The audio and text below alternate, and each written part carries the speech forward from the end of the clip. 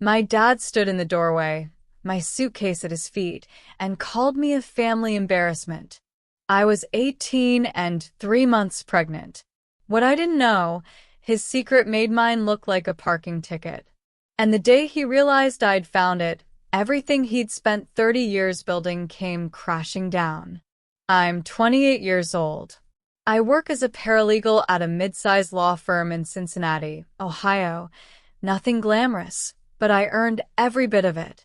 I have a 9-year-old daughter who is completely convinced that the T-Rex is the greatest organism to ever walk this earth, and honestly, I'm not in a position to argue. This story isn't a fairy tale. It's messier than that. But it ends with justice, and that's the part worth telling. Growing up, my dad was the kind of man people admired from a distance. Property developer, well-connected, on the county planning committee for years. My mother died of cancer when I was 12, so after that it was just the two of us. He wasn't warm, but he was present. He paid for things, showed up to school events, kept the lights on. I confused consistency for love for a long time, which I think a lot of kids do when they don't have much else to measure it against. I was 18, second semester of senior year, when I found out I was pregnant. My boyfriend and I had been together 2 years. This wasn't some impulsive situation. We were young, and it was unplanned, but our first reaction after the shock was a cautious, terrified, okay, we can figure this out. The hard part was telling my dad. I chose a Tuesday night. He was eating dinner. I sat across from him and said it calmly. He put his fork down, looked at me, and said, "You're getting rid of it." Not a question.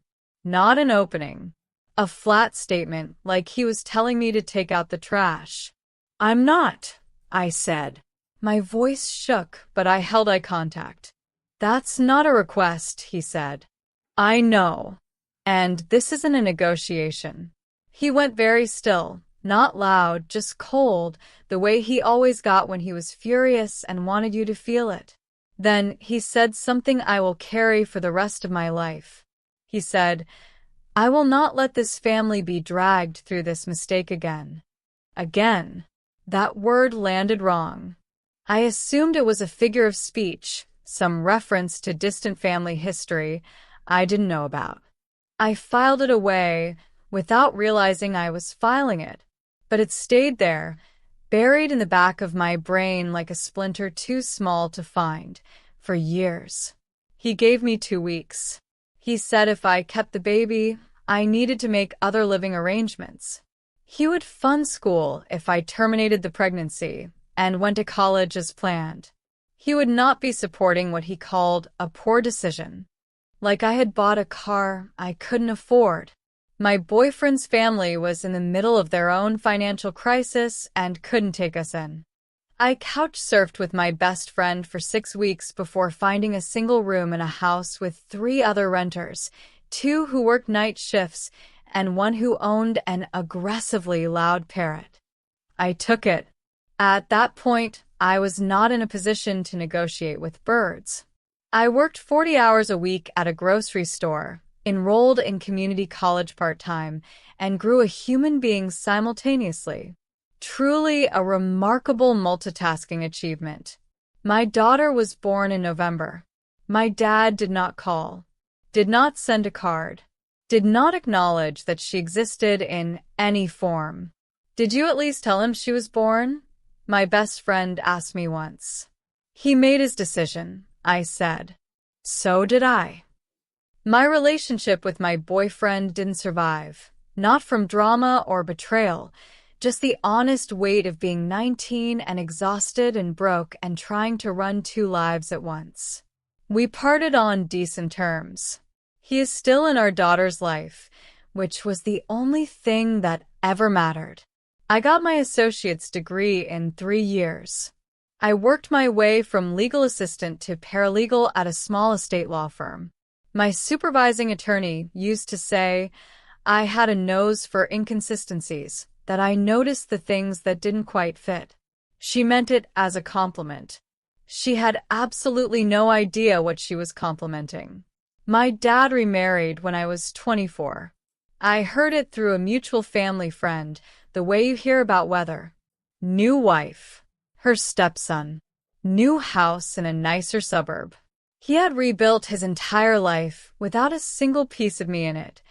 The press shirts, the Sunday church handshakes, the county committee seat, a clean, curated image of a good man who had simply, sadly, become estranged from a troubled daughter. That was the version of himself he was selling to the world. I just didn't know yet how desperately he needed people to keep buying it. Working in estate law teaches you things most people would rather not know. Wills changed 3 days before someone died. Properties tied to 5 different LLCs across 10 different names. Money moved through trusts in ways specifically designed to benefit some people and quietly erase others. You develop a finely tuned sense for when a document is exactly what it claims to be and when it isn't. I had been at the firm for almost 2 years. I was 26 when a routine case had me cross-referencing property ownership records through the county's public database. I was tracing an LLC chain for a probate matter. Standard work. Not thinking about anything except getting through my stack before lunch. Then I saw a company name I recognized. It was a holding name my dad had used for one of his developments. I remembered it because I had seen it on paperwork in his home office when I was 14. A weirdly specific memory. The brain keeps things you never ask it to keep. The name appeared in an unrelated corner of the county record, attached to a property transaction from 2003. I told myself to close the tab. Not my case. Not my business. But that word, again, knocked on the back of my head like it always did. That evening, after my daughter was in bed, I opened my laptop and started pulling public records. Property filings, LLC registrations, probate documents, court dockets, everything accessible to anyone with a county login, which in Ohio is essentially anyone. I told myself I was just looking. I told myself I'd find nothing. What I found instead, over 3 consecutive nights, was this. My grandfather, my dad's father, had established a property trust before his death in 2001. The trust named 3 beneficiaries. One was my dad. One was my aunt. The third was identified only by initials and a date of birth that placed them at approximately 4 years old at the time the trust was created. A child who was 4 when that trust was made would be 32 today. For years older than me. I pulled the probate records for my grandfather's estate. Found the original trust document. Found a subsequent amendment filed shortly after my grandfather's death. An amendment that removed the 3rd beneficiary entirely. And what made my chest tighten? The amendment was procedurally wrong. Witnessed by a single notary without a second witness, which under Ohio trust law at the time should have required additional formality for a change of this magnitude. It didn't look like a mistake. It looked like someone in a hurry. I kept pulling threads, cross-referencing names, dates, birth records against court filings. What I eventually assembled was this. My dad had a son, born about 4 years before me, to a woman who was not my mother. There was a court record from the late 1990s, a private paternity matter, filed and settled confidentially. The resolution was sealed. The existence of the case was not. I sat at my kitchen table after midnight staring at all of it, and the word again finally made complete and total sense. I was not my dad's first mistake. My half-brother was. And my dad's solution to both of us had been exactly the same: private arrangements, quiet erasure, and a carefully maintained public face that no one was supposed to look behind. The next morning, I went to work and kept my face blank, which, working in a law office, I had gotten reasonably good at. but I was already running the problem. I knew enough about Ohio estate law to understand that if the trust amendment had been improperly executed or fraudulently altered, there was potentially a case here. I asked my supervising attorney a hypothetical over lunch. No names. No personal details. If a trust amendment was improperly witnessed, I said, and there was evidence of fraudulent intent in its execution, could that be challenged this many years later? She looked at me over her reading glasses. Depends on what you can prove, she said. But if the paperwork is bad enough and someone was materially harmed, yes, there's a path. How long would it take? Year and a half, 2 years, assuming the other side fights. They'd fight it, I said. She gave me a long look that said she knew this was no longer hypothetical, and she was professional enough not to press. Finding my half-brother took about 3 weeks of careful work. Nothing illegal, just the same kind of paper trail I followed for clients every day. He was 32, lived about 2 hours away, worked as a contractor. He had grown up with his mother. He knew his father's name. He had never pursued anything, probably because no one had ever shown him there was something worth pursuing. I wrote him a letter. I told him who I was. I told him what I had found. I told him I was not looking for money, a relationship, or anything at all from him. I just believed he deserved to know what had been done. He called me 4 days later. "How do you know all of this?" he asked. Careful. The voice of someone who had been lied to and wasn't ready to stop expecting it. "I'm a paralegal," I said. And I had a very specific reason to pay attention. He was quiet for a moment. "Then he kicked you out too, didn't he?" "When I was 18, I said. "Yeah." Pregnant. Pregnant. Silence. Longer this time. Then he said, "I want to talk to a lawyer." "I have a name for you," I said. My half-brother retained an estate attorney, someone my supervising attorney vouched for personally, a woman with a decade of trust litigation experience. Within 2 weeks of reviewing what I had compiled, she sent my dad a formal demand letter, improper exclusion of a named beneficiary through a procedurally defective and potentially fraudulent trust amendment. My dad's response was not quiet. He called me within 48 hours. First time in over a decade. I saw his name on my screen and took one slow breath before I picked up. "I know what you did," he said. Controlled. Tight. "Hi, Dad," I said. "It's been a while." "You had absolutely no right to dig through private records." "They're public records," I said. "Anyone with a county login can access them. I just happened to look." "You are interfering in something you don't understand. Estate law is actually kind of central to what I do every day." Funny how that worked out. He switched tactics so fast it would have been almost impressive if I weren't the target. He said he understood things had been hard for me, that he was open to a real conversation about the past, that there might be financial consideration available if I convinced my half-brother to drop the matter. That was his word. Consideration. "Are you offering me money to make your other son disappear?" I said. He hung up. I opened my email immediately, typed out a full summary, date, time, what was said, his exact words, and sent it to myself to create a timestamp. Paralegal habit. You document everything, especially the things you hope you never have to use. That was the last moment my dad operated with any subtlety. After that, he went completely entitled. Within 10 days, his attorney sent a formal complaint to my law firm claiming I had used firm resources to access confidential records in violation of professional ethics. He was trying to get me fired.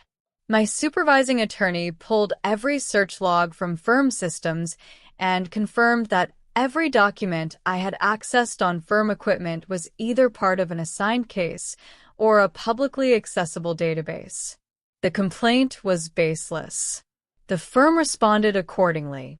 But the fact that my father tried to end my career, without a moment of hesitation, not a warning, not a phone call, straight to the professional kill shot, told me exactly how threatened he was.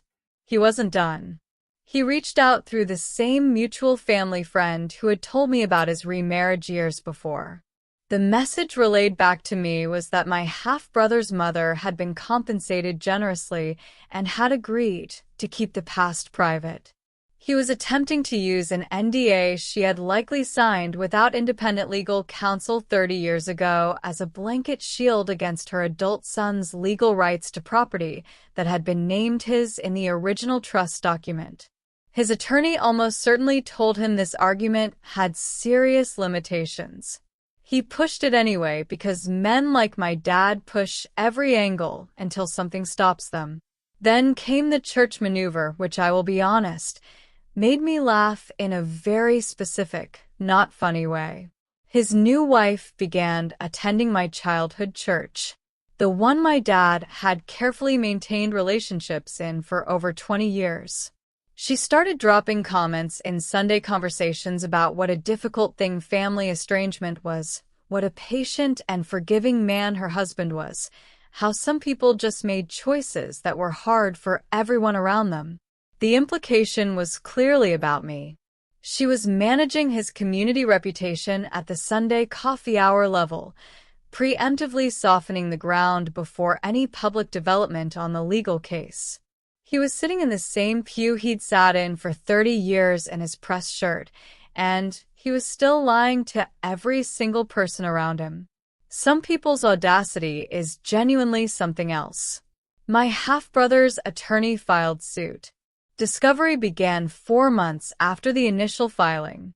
My dad's legal team was aggressive and expensive. They filed multiple motions to limit discovery, challenge standing, used every procedural tool available to slow the case, and drive up costs on the other side. Classic tactic for someone with money who hopes the other party runs out of it first. My half-brother didn't run out of anything. The attorney subpoenaed the notarization records for the trust amendment. The notary whose signature appeared on the document was located in Florida, retired, and fully cooperative. Under oath, she testified that she had no record of witnessing that specific document, that the date on the amendment didn't correspond to any entries in her appointment log, and that the signature attributed to her was inconsistent with her standard practice at the time. That deposition transcript entered the court record, and my dad's team filed another delay motion within the week. It was denied. Then my dad made one final reach toward me, through yet another third party I barely knew. The offer this time was a funded college account for my daughter. For the granddaughter he had never met, never called, never sent a single birthday card in 9 years. He was willing to do all of that now in exchange for me stepping back. I called my half-brother to tell him. "What did you say?" he asked. "Nothing yet," I said. "I wanted to tell you first." Pause. Then, dry as cement. "Tell him to keep it. We're fine." I documented the offer and didn't respond to it. My dad's deposition was scheduled for month 9 of the litigation. I had no standing to be in the room, but my half-brother's attorney briefed him that evening, and he called me right after. He contradicted himself, my half-brother said, on the timeline of the amendment. She caught him in a direct conflict between his sworn testimony and a dated email his own attorneys produced in discovery. "What happens now?" I asked. "She files a motion to compel additional discovery," he said. "And then she calls the forensic examiner." The forensic document examination took 6 weeks. The court-qualified examiner analyzed the paper stock, the ink chemistry, and the formatting characteristics of the trust amendment, comparing them against authenticated documents from the same period.